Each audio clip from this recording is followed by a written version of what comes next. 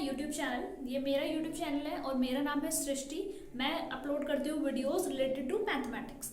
अपने चैनल पर मैंने 2 प्लेलिस्ट अपलोड करी हैं, जिसमें मैंने एक एक्सपोनेंटेड पावर्स के बारे में आपको बताया है और दूसरी अलजेब्रा के बारे में सीरीज जो मैं अभी आपको पढ़ा रही हूँ। अलजेब्रा की मैंने 3 वीडियो अपलोड करे हैं, जिसमें मैंने आपको सबसे पहले अलजेब्रा की बेसिक टर्म्स के बारे में बताया था। उसके बाद सेकंड वीडियो में मैंने आपको अलजेब्रा से रिलेटेड एडिशन के बारे में बताया था और थर्ड वीडियो में मैंने आपको सबट्रैक्शन के बारे में बताया था। आज हम डिस्कस करेंगे क्लास 8th की एक्सरसाइज 9.1, जिसमें हम टर्म्स के बारे में जानेंगे। वो सब चीजें मैंने आपको पहले ही एक्सप्लेन कर रखी है, बस थोड़ा सा आज हम प्रैक्टिस करेंगे। अलजेब्रा में आपकी कोई क्लास नहीं होती। अगर आप 6th में और 7th का अलजेब्रा भी कर सकते हो, 7th में और 8th का कर सकते हो। आपको सब क्लासेस का अलजेब्रा आना चाहिए, सब ऑलमोस्ट सेम ही रहता है, बस हल्का सा लेवल आपका बढ़ता रहता है। तो अगर आप 6th में और आप ये वीडियो देख रहे हो, तब भी आप इस वीडियो को कंटिन्यू कर सकते हो। ऐसा कुछ नहीं है कि आप 8th का नहीं कर सकते। अलजेब्रा में ऐसा कुछ भी नहीं है। अगर आपने वो टर्म्स समझी है जो मैंने आपको समझाई है, तो आप ये चीज कर लेंगे।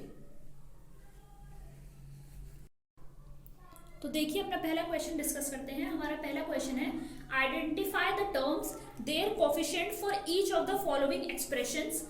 हमें कुछ अलग अलग एक्सप्रेशंस दे रखे हैं, हमें उनके टर्म्स बताने हैं और उनके कोएफिशिएंट्स बताने हैं। तो टर्म्स कौन सी होती है मैंने आपको बताया था। टर्म्स हम अलग अलग करते हैं by the sign of plus और माइनस। तो यहाँ पर माइनस का साइन है, माइनस से पहले जो लिखा है, माइनस के बाद जो लिखा है, वो हमारी टर्म्स है। तो हमारी टर्म्स क्या क्या है? टर्म है हमारे पास 5xyz², 5xyz² एंड दूसरी टर्म हमारे पास क्या है? दूसरी टर्म है माइनस का साइन है, तो माइनस का साइन इंक्लूड करोगे, प्लस का है तो इंक्लूड करने की कोई जरूरत नहीं है। दूसरी टर्म है -3zy। अब आपसे पूछा है आपको इनके कोएफिशिएंट बताने हैं, तो आप इनके कोएफिशिएंट कैसे बताएंगे? कोएफिशिएंट होता है वो नंबर जो हम आगे लिखते हैं। तो 5xyz² हमारी एक टर्म है, उसके आगे हमने क्या लिखा है? उसके आगे आपको दिख रहा होगा हमने कौन सा नंबर लिखा है? हमने नंबर लिखा है 5। तो कोएफिशिएंट क्या हो जाएगा उसका? Coefficient of 5xyz² is 5। वो नंबर, कोएफिशिएंट वो नंबर होता है जो टर्म के आगे लिखा होता है, न्यूमेरिकल। और इसका कोएफिशिएंट क्या हो जाएगा? इसके आगे क्या नंबर लिखा है? -3। माइनस भी आपको इंक्लूड करना पड़ेगा। तो कोएफिशिएंट ऑफ -3zy इज -3। ये आपका आंसर हो गया। बस आपको क्या करना है? टर्म्स बताने और कोएफिशिएंट बताने। अब इसमें आप टर्म्स देखेंगे। टर्म्स क्या है? टर्म है 1x और x², मतलब जिनको आप प्लस कर रहे हो या माइनस कर रहे हो, वही आपकी टर्म्स होती है। तो टर्म्स क्या है इसमें?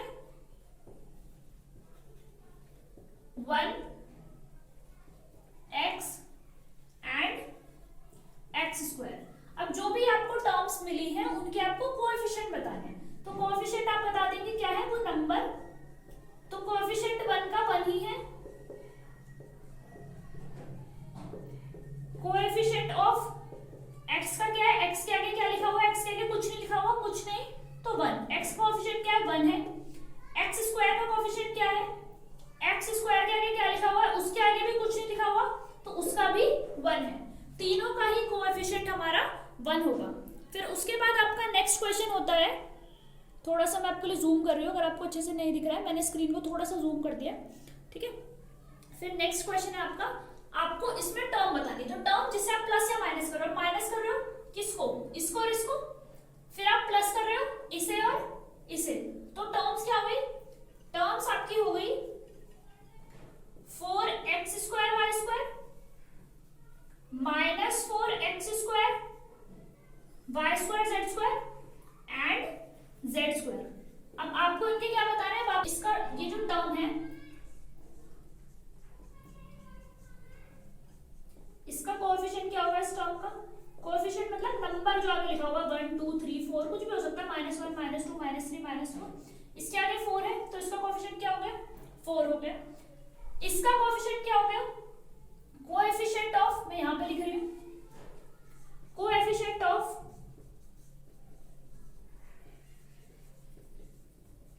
-4x²y²z का स्क्वायर का क्या हो गया? क्या नंबर लिखा आगे?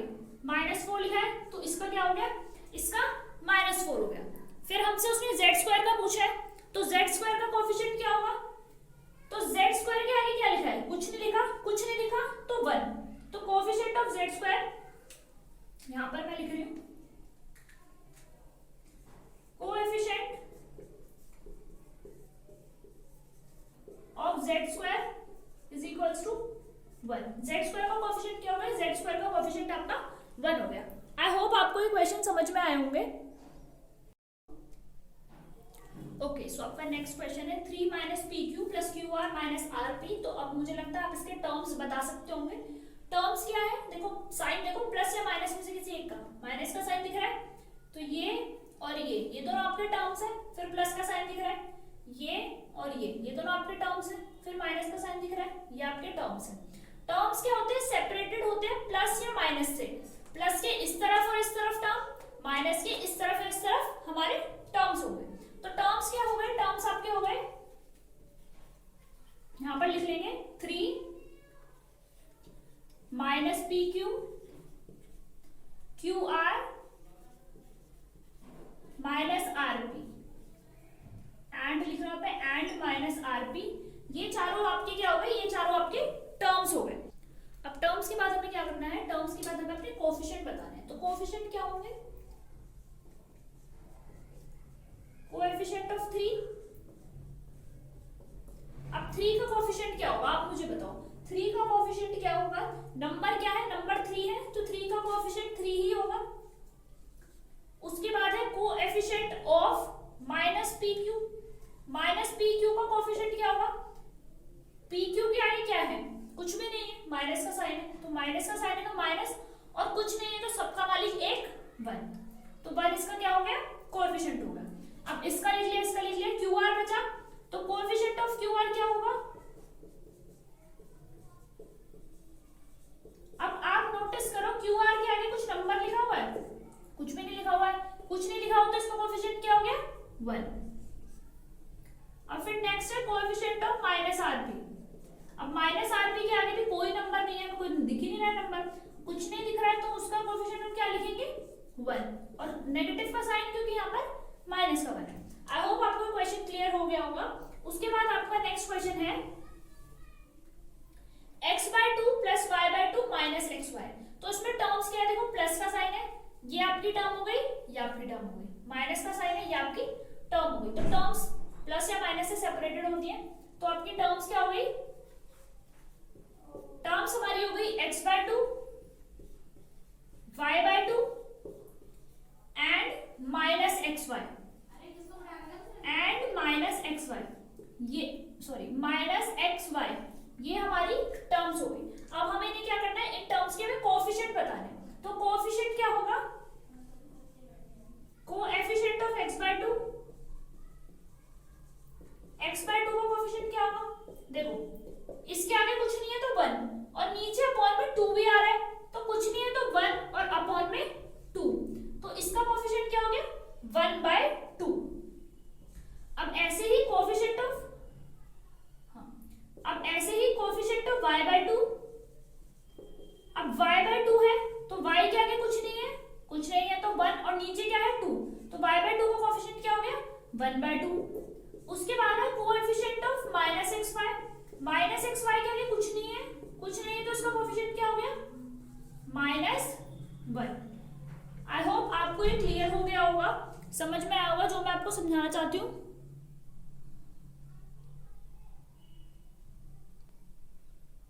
माइनस xy का कोएफिशिएंट आपका -1 हो गया।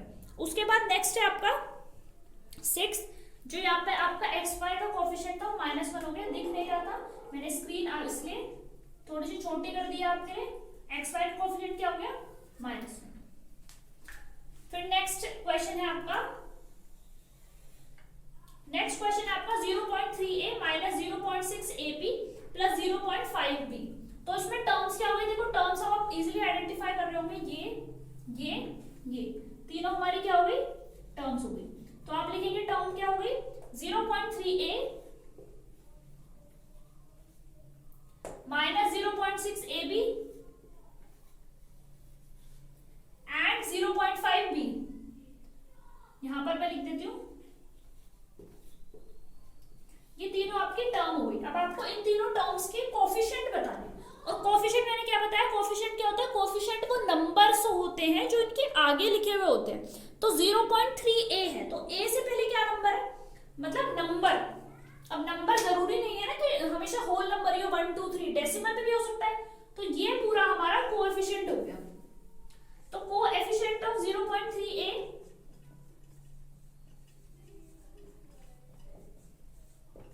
0.3 का कोएफिशिएंट क्या हो गया, 0.3।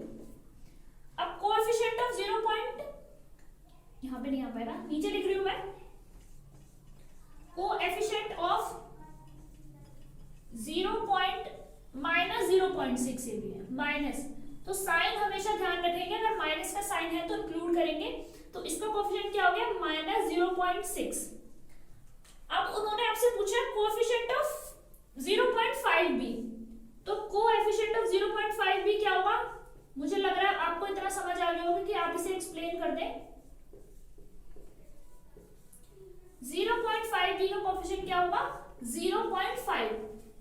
0.5b का कोएफिशिएंट होगा 0.5। Okay, so we have our next question. Question second आपसे कह रहा है, classify the following polynomials as monomials, binomials, trinomials, which polynomial do not fit any of these categories. तो आपकी बुक में आपको क्या कर रहा है, बहुत सारे ऐसे मिक्स करके एक्सप्रेशन दे रखे हैं सेपरेटेड बाय कॉमा।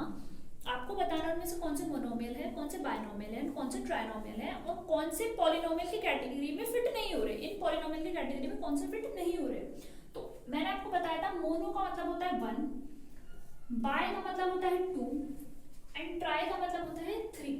मोनोमियल जिसमें ओनली 1 टर्म हो, बाइनोमियल जिसमें 2 टर्म हो, ट्राइनोमियल जिसमें 3 टर्म हो। तो पॉलिनोमियल, सबको पॉलिनोमियल बोलते हैं, सब पॉलिनोमियल ही होते हैं। एक या एक से ज्यादा जिसपे एक्सप्रेशन होते हैं उसको पॉलिनोमियल बोलते हैं। तो मोनोमियल, बाइनोमियल, ट्राइनोमियल, ये सारे पॉलिनोमियल में ही आ गए, जितने भी आपके अलजेब्रिक एक्सप्रेशन है। आपको बताया इनमें से कौन से फिट नहीं हो रहे इस कैटेगरी में, यानी इन तीनों के अलावा ऐसे कौन से हैं जो बच जा रहे हैं। तो इसमें टर्म्स देखेंगे, सबसे पहले कितनी टर्म है, 2 टर्म है, एक्स एंड वाई। तो 2 टर्म वाले को हम बोलते हैं बायनोमियल, तो ये हमारा हो जाएगा बायनोमियल। उसके बाद ये बेचारा अकेला है, 1000 अकेला है तो मोनोमियल। अब इसको देखो, इसमें 4 हैं, 1 2 3 4, तो ये ना मोनोमियल है, ना बायनोमियल है, ना ही ट्राइनोमियल है। हमसे तीनों पूछे, उसको छोड़ दो। फिर नेक्स्ट पे आ जाओ, इसमें कितने टर्म है, 1 2 3, 3 टर्म वाले को बोलते हैं trinomial. Next is 2y - 3y² terms है, पहली टर्म, दूसरी टर्म। 2 टर्म वाले को क्या बोलते हैं, 2 टर्म वाला होता है बायनोमियल। फिर आपका ये वाला देखो, एक फर्स्ट टर्म, सेकंड टर्म है, थर्ड टर्म, जिसमें 3 टर्म है उसको हम क्या बोलते हैं, उसको हम बोलते हैं ट्राइनोमियल। उसके बाद नेक्स्ट है आपका 5x - 4y + 3x। इसमें देखो कितनी टर्म है, 1 2 एंड 3, तो 3 टर्म वाले को हम क्या बोलते हैं, ट्राइनोमियल। उसके बाद नेक्स्ट कितनी टर्म है, 1 2 2 यानी कि बायनोमियल।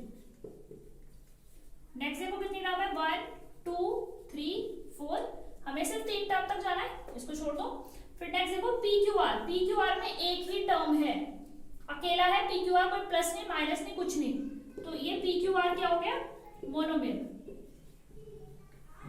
फिर नेक्स्ट है आपका P² + PQ², कितनी टर्म है, 1 2।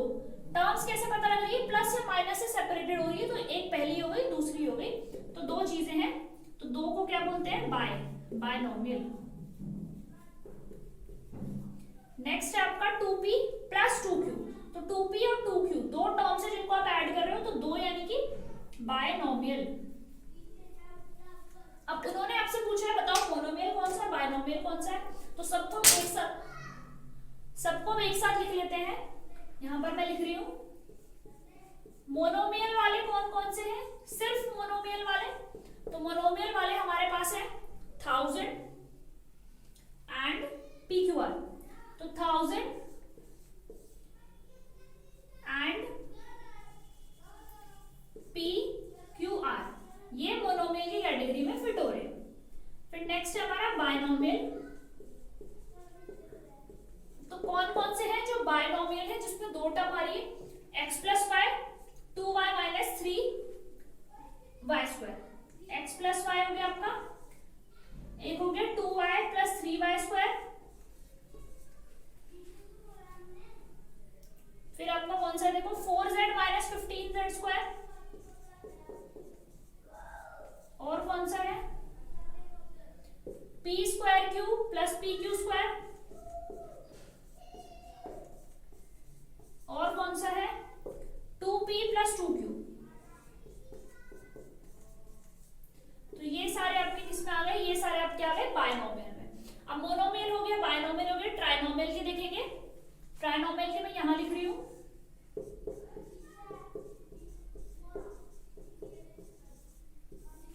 ट्राइनोमियल वाले लिखेंगे सिर्फ ये 7 plus y plus 5x, 7 plus y plus 5x, और 2y minus 3y square plus 4y cube, 2y minus 3y square plus 4y cube.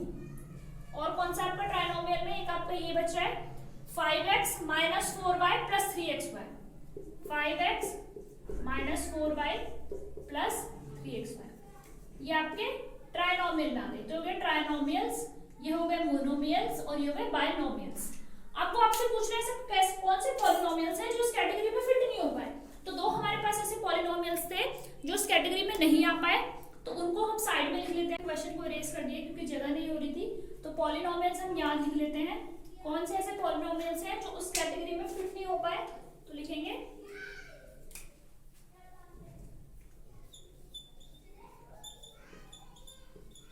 polynomials that do not fit into categories, plural था ना। तो कौन कौन से हैं, x plus x square plus x cube plus x four, तो लिख देंगे यहाँ पे x plus x square plus x cube plus x four, एक आपका ये हो गया। दूसरा हमारा है a b plus b c plus c d plus d a, तो उसको लिख देंगे a b plus b c plus c d plus d a. तो ये दो आपके ऐसे पॉलिनोमियल्स थे जो न मोनोमियल में आ पाए, न बायनोमियल पे आ पाए, और ना ही ट्राइनोमियल में आ पाए। आई होप आपको क्वेश्चन क्लियर हुआ होगा।